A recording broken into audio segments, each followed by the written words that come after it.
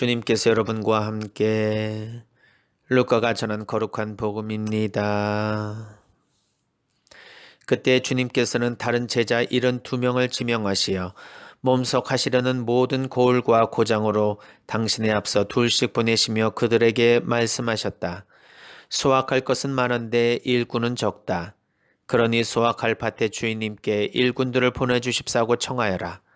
가거라. 나는 이제 양들을 이리때 가운데로 보내는 것처럼 너희를 보낸다. 돈주머니도 여행 보따리도 신발도 지니지 말고 길에서 아무에게도 인사하지 마라. 어떤 집에 들어가거든 먼저 이 집에 평화를 빕니다 하고 말하여라. 그 집에 평화를 받을 사람이 있으면 너희의 평화가 그 사람 위에 머무르고 그렇지 않으면 너희에게 되돌아올 것이다. 같은 집에 머무르면서 주는 것을 먹고 마셔라. 일꾼이 품삯을 받는 것은 당연하다. 이 집 저 집으로 옮겨 다니지 마라. 어떤 고을에 들어가든지 너희를 받아들이면 차려주는 음식을 먹어라. 그곳 병자들을 고쳐주며 하느님의 나라가 여러분에게 가까이 왔습니다 하고 말하여라. 주님의 말씀입니다. 전 예수님, 오늘 루카복음에서는 72명의 제자를 파견하시는 예수님을 보게 됩니다. 마테오, 마르코, 루카복음 모두 12사도를 파견하시는 예수님에 대한 이야기가 나옵니다. 루카복음에서도 9장 1절에서 6절까지 12사도를 파견하시는 예수님의 말씀을 우리가 듣게 되는 것이죠. 그러나 유일하게 72명의 사도를 둘씩 짝지어서 복음 선포로 불림을 받은 그 사도들의 내용이 나오는 것은 이 루카 복음에서만 존재합니다. 그것은 루카 복음에서의 이 교회론이 다른 복음사가의 교회론과는 좀 차이가 있다라고 볼 수가 있겠죠. 하나님의 백성, 즉 하나님을 믿고 따르는 사람들이 모인 이 교회는 유다인들의 전통만으로 세워진 것이 아니라 세계 곳곳에서 그리스도를 믿는 그리고 그리스도를 따르는 사람들이 이루어놓은 교회다. 그러니 유다인들의 전통만으로 이 교회가 생겨난 것이 아니라 모든 사람들의 공로로 세워졌다라는 것을 간접적으로 암시해 줍니다.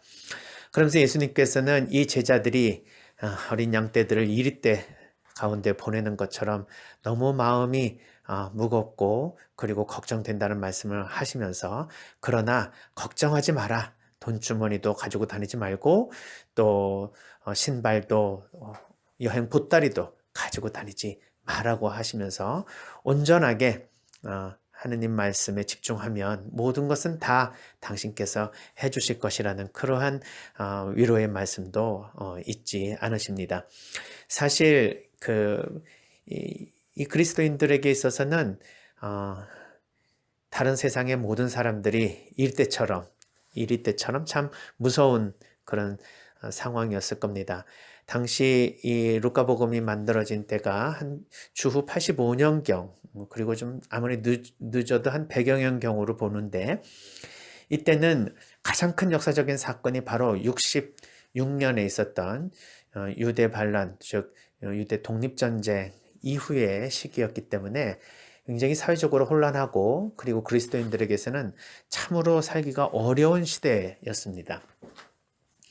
66년에 그 유대인들 중에서 특별히 로마로부터 독립을 해야 된다는 그러한 강력한 정치적인 견해를 가지고 있는 그러한 그 사람들이 반란을 일으켰을 때 로마에서는 군대를 조직해서 이것을 토벌하기 위해서 예루살렘으로 군사들을 보내게 되는데 그것이 그렇게 빨리 오지는 않았죠. 그래서 66년서부터 한 67년, 8년까지는 그래도 승승장구하면서 유대의 이러한 유대인들이 이런 전쟁에서 좀 어느 정도 지역적 전쟁에서 승리를 했던 것 같습니다. 그러나 이제 69년, 70년에 와서 로마 병사들이 도착하자 예루살렘은 완전히 폐허로 변하게 되죠. 돌 위에 돌 하나도 남지 않고 완전히 파멸되는 예루살렘의 모습을 보게 됩니다. 그렇기 때문에 그 다음 이후 로마인들이 주둔을 하게 되고 로마인들에게 박해를 받는 그리스도인들은 굉장히 큰 위험을 감수하고 복음을 선포해야 했을 겁니다. 또한 그 같은 민족이라고 볼 수 있는 그런 유대인들, 그러니까 정통 유대인들 중에서 그리스도교로 들어온 유대계 그리스도인들이 있지만, 그러나 이 복음을 전해야 될 비그리스도계 유대인들도 있겠죠. 그러나 이 유대인들은 이 그리스도인들, 즉 그 팔레스티나 지역에 살고 있었지만, 그러나 자신들의 독립전쟁에 적극적으로 참여하지 않았던 그러한 예수님을 따르던 그리스도인들을 굉장히 싫어했습니다. 그래서 그들에게 약간 반역자라고 하는, 배반자라고 하는 그러한 그 레벨을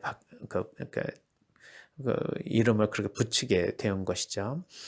자신들의 독립전쟁에 함께하지 않았다는 이유로 같은 민족으로 보지 않고 배신자로 보았던 그 상황에서 유대인들에게 그리스도교를 전한다는 것도 보통 어려운 일은 아니었을 겁니다.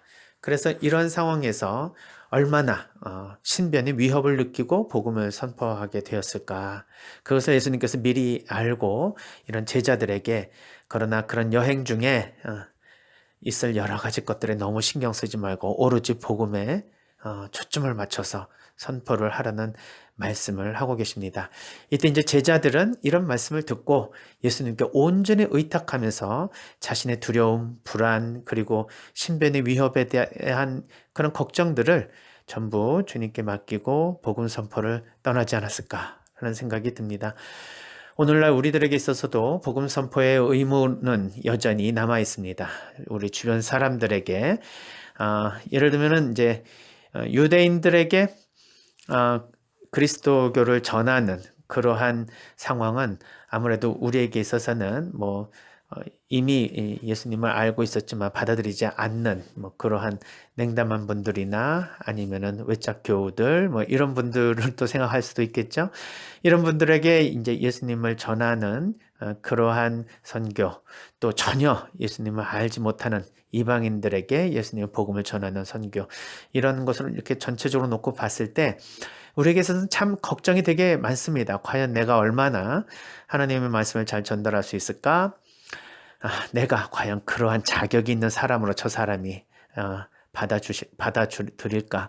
이러한 자기 자신에 대한 자격지심, 또 자기가 그런 선교를 할 수 있는지에 대한 능력에 대한 의심, 그리고 실제로 그것이 효과가 있을지에 대한 효과성, 이런 것들에 대해서도 걱정이 되게 많을 것입니다. 이런 것들을 다 하나님께 온전히 다 내어 맡기라고 그렇게 주님께서 말씀을 해주시니 우리는 이거 선교할 때, 즉 하나님 말씀을 전할 때 이걸 어떻게 해야 될까? 어떻게 준비해야 될까? 라는 여러 가지보다는 그냥 온전히 자신의 마음을 그 복음 말씀에 가치를 두고 초점을 두어서 하나님께서 시작하시고 하나님께서 온전히 열매를 맺어주신다라는 생각으로, 우리는 하나님의 손과 발이 되어드린다라는 생각으로 복음 선포에 나서야 할 것입니다.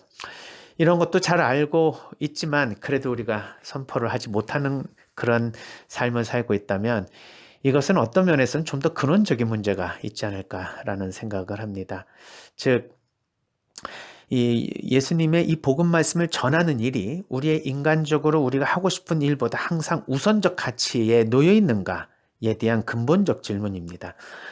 우리는 살아가면서 사실 예수님의 가르침대로 따른다, 또 믿음의 생활을 한다라고 하지만 우리의 인간적인 삶 따로 또 신앙적인 삶 따로 이렇게 분리된 삶을 살 수도 있습니다.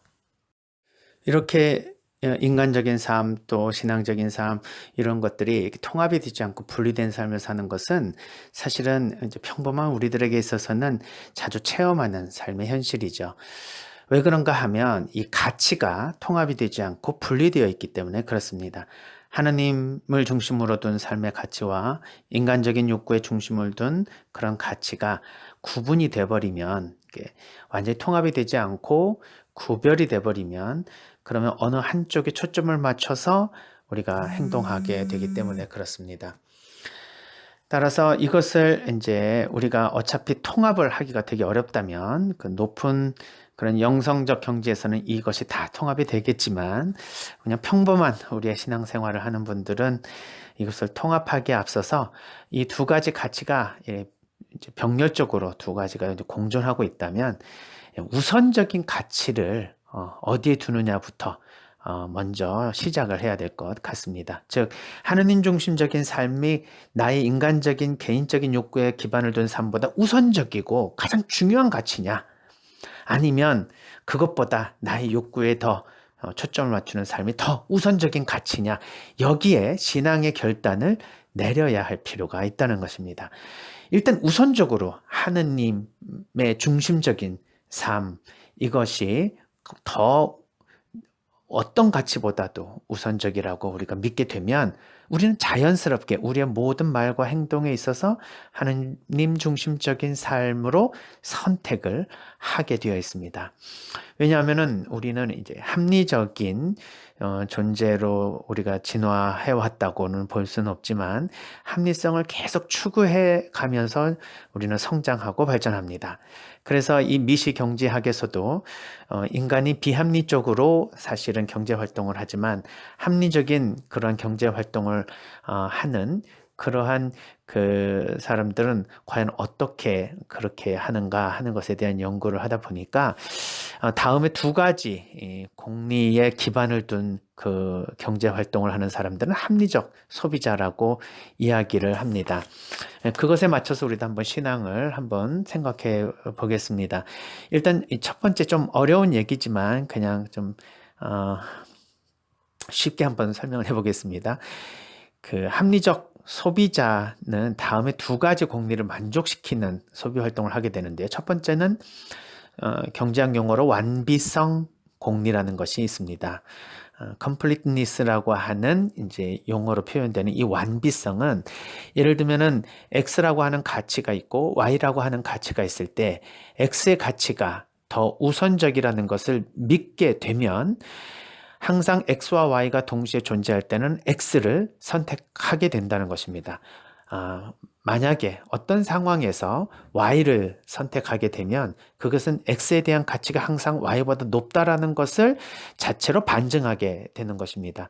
따라서 온전히 x에 대한 가치를 확실하게 믿게 된 사람은 완비성의 원리에 의해서 어떤 상황에서도 x와 y가 동시에 존재할 때는 x를 선택하게 되어 있다는 것이죠. 이것이 합리적인 소비라고 하는 것이고요.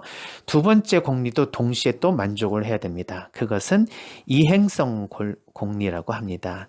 트랜시티비티라고 하는 이러한 그 용어로 표현되는 이행성 공리는 이제 세 가지의 가치 체계가 동시에 존재할 때 3단 논법에 의해서 가치 체계를 확실하게 선택할 수 있는 사람은 합리적 소비자라는 것이죠. 즉 X라는 가치와 Y라는 가치와 Z라는 가치가 병존하고 있을 때 X가 Y보다 우선이고 Y가 Z보다 우선이면 무조건 X는 Z보다 우선적으로 선택된다는 것입니다. 즉 X를 우리가 하나님 중심적인 가치, Y는 인간 중심적인 가치, Z는 물질적인 가치라고 한번 바꿔봅시다. 하나님 중심적인 가치는 우리 인간 중심적인 가치보다 우선적이고 인간 중심적인 가치는 물질 중심적인 가치보다 우선적이라면 하나님 중심적인 가치는 반드시 물질 중심적인 가치보다 우선적으로 선택된다는 것입니다. 그래서 이러한 그 첫 번째와 두 번째의 공리를 완성하게 되면 그러면 그러한 사람은 우리는 합리적인 소비자다. 그렇게 이야기할 수 있다는 것이죠. 우리가 정말 이 합리적인 신앙인이 된다면 우리는 온전한 그러한 믿음을 가지게 되는 그러한 신앙인으로 넘어갈 수 있을 것입니다.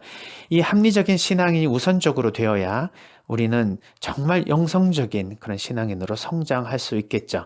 그래서 우선적으로 합리적인 신앙인이 되기 위해서 우리의 가치 체계를 확실하게 설정할 필요가 있습니다.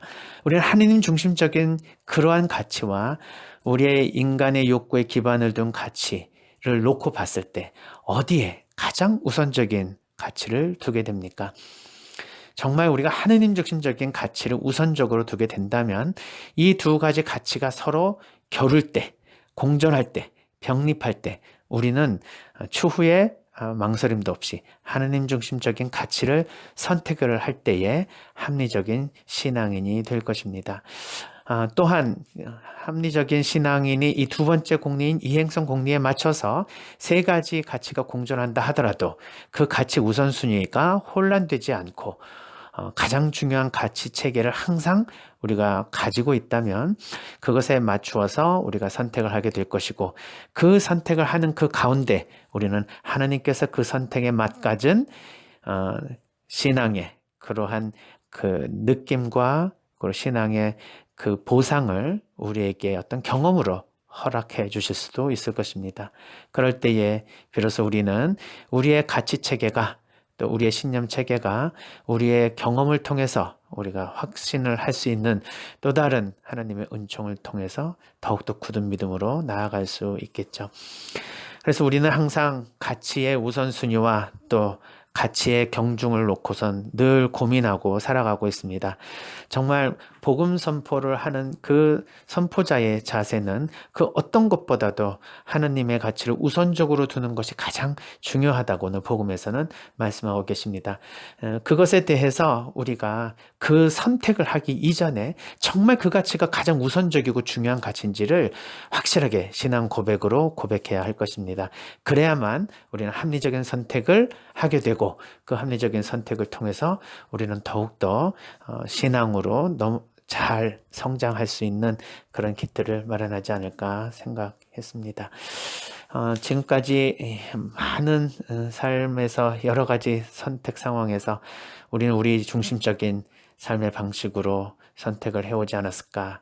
그렇다면 이제 우리가 그런 선택에 있어서 가장 우선적인 가치를 하나님 쪽에 둘 수 있는 그런 마음으로 하나님께 더욱더 그러한 선택을 할 수 있도록 또 도움도 청하고 은총을 청해 보았으면 좋겠습니다.